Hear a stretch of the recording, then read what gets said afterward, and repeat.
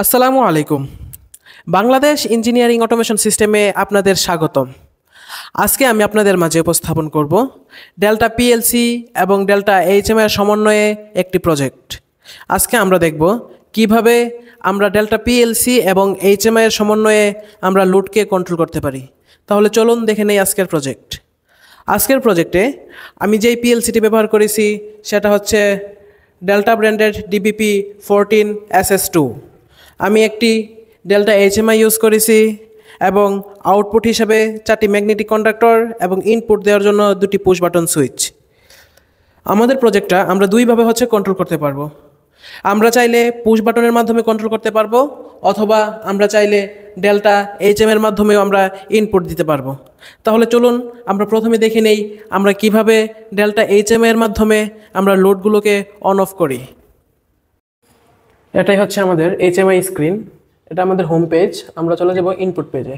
এখন ইনপুট পেজে আমরা কিছু টাইমার এবং 2টি পুশ বাটন ইউজ করেছি। এখানে আমরা প্রথমে টাইমারের ভ্যালুটা দিয়ে দিব। আমরা 5 সেকেন্ড অর্থাৎ 50 বিট করে দিব।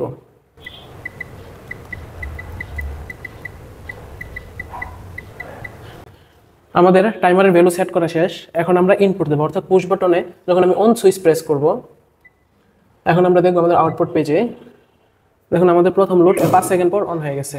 তার 5 সেকেন্ড পর দ্বিতীয় লোড অন হবে, তার 5 সেকেন্ড পর তৃতীয় লোড অন হবে এবং প্রথম লোড বন্ধ হয়ে যাবে, এবং তার 5 সেকেন্ড পর দ্বিতীয় লোড বন্ধ হয়ে গেছে এবং চতুর্থ লোড অন হয়ে গেছে, এবং 5 সেকেন্ড পর তৃতীয় লোড অফ হয়ে গেছে, এবং আমাদের চতুর্থ লোডটা চলতেই থাকবে যতক্ষণ পর্যন্ত আমরা প্রজেক্টটা বন্ধ না করব। যখনই আমি অফ সুইচ প্রেস করব তখন আমাদের চতুর্থ লোডটাও বন্ধ হয়ে গেছে।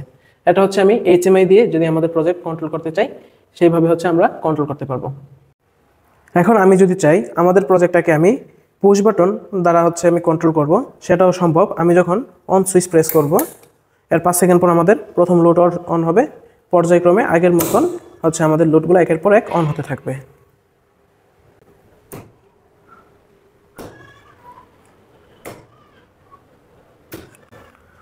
তো এটাই ছিল আমাদের আজকের প্রজেক্ট। আমাদের সাথে থাকার জন্য ধন্যবাদ।